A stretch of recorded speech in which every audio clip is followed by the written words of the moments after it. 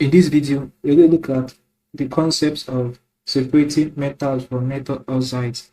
Okay, now this is a very important topic or aspect of chemistry, so ensure you stay to the very end of this video.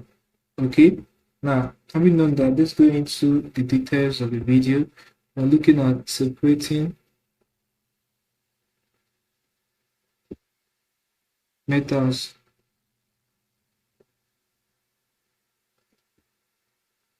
from metal oxide.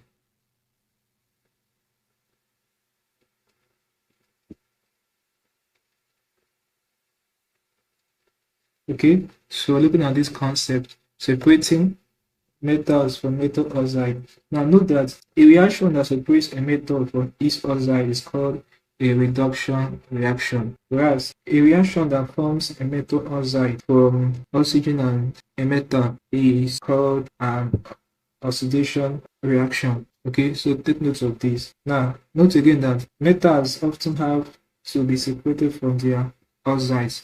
So we talked about reduction and oxidation reaction. So basically, oxidation is gain of oxygen, reduction is loss of oxygen. Now let's look at the typical example of reduction reaction. A typical example is when copper oxide reacts with carbon. Okay, so we're going to have the output to be copper atom plus carbon 4 oxide. So when copper oxide reacts with carbon, now here copper oxide is reduced to copper. Okay, so this carbon reduced copper oxide to copper. All right, so this is a typical example of reduction reaction. So you have to balance this chemical equation. We have two atoms of oxygen on the right, so we're going to add 2 here. So oxygen is now balanced, but copper is not balanced. Add 2 here as well. So copper is now what?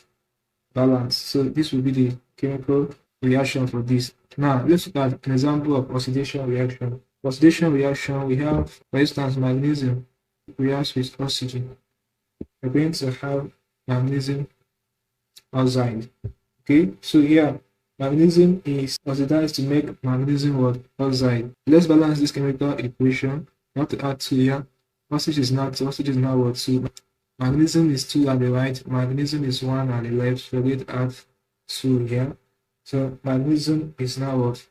Balanced. The chemical equation is now what? Balanced. So this is reduction, this is oxidation. Alright, now note that in oxidation reaction, metal ores are formed.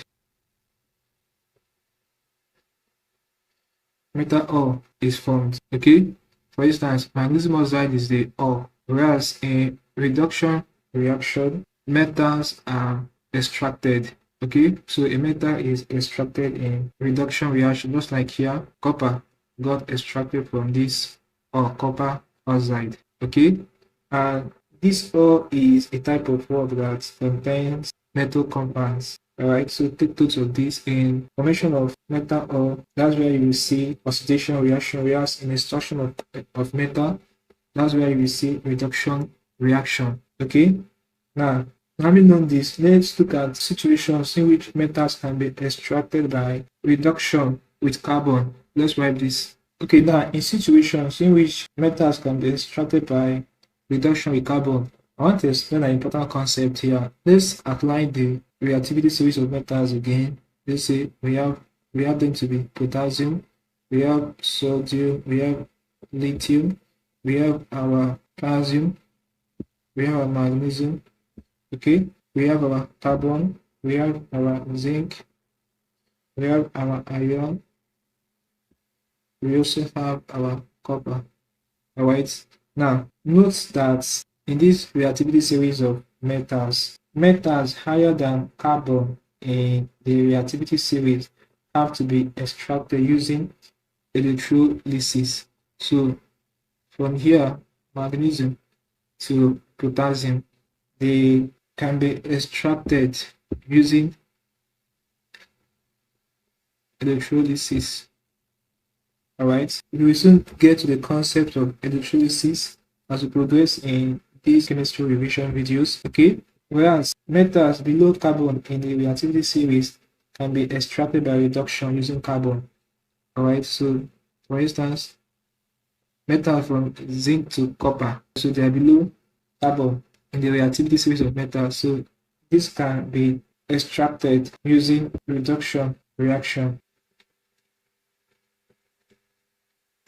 Alright, metal below the carbon in the reactivity series can be extracted using reduction reaction with carbon.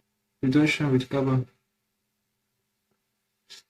Now, a typical example of metals being extracted with reduction reaction with carbon is when we have this kind of reaction, iron oxide being reduced in a blast furnace to make iron. Okay, let's look at a chemical reaction for it. We have iron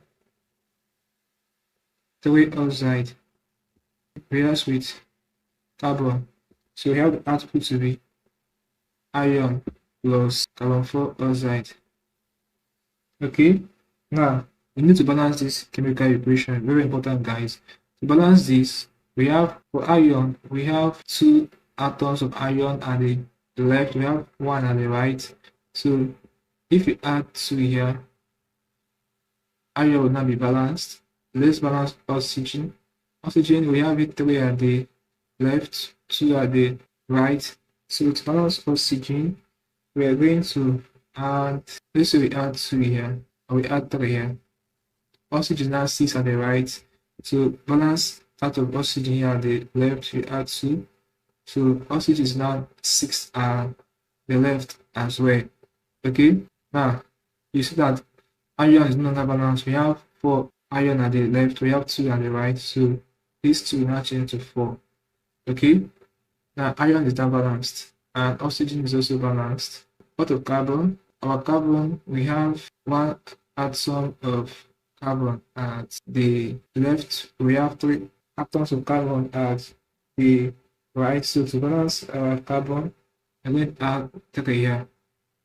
Okay, so you can now say that the balanced chemical equation for this, let's write it where it's going to be 2 iron 3, okay, oxide plus 3 carbon to give 4 atoms of iron plus 3 carbon 4 oxide. Alright, so this will be the balanced chemical equation for this reaction. So this is a typical example of how metal can be extracted by reduction with carbon. This scenario, iron oxide being reduced in blast furnace to make iron. Okay guys, so this is a basic information you have to know about separating metals from metal oxides. So no, basically why these metals above carbon in the reactivity series can be extracted using electrolysis is because they are very reactive, whereas the ones below carbon in the reactivity series of metals can be extracted using reduction with carbon is because they are less reactive. Okay, so take note of this. Let's play the class here. If you are new to the channel, ensure you check the description of this video. You will see link to our Telegram channel. Click on it and join the Telegram channel for instant notifications. Also ensure that you subscribe to this channel by hitting the subscribe button for more videos like this. Like, share, and comment on this video. Tell me how you feel and what you learned from this class. If you seem to have any specific questions regarding this topic for chemistry, feel free to leave your question in the comment section below.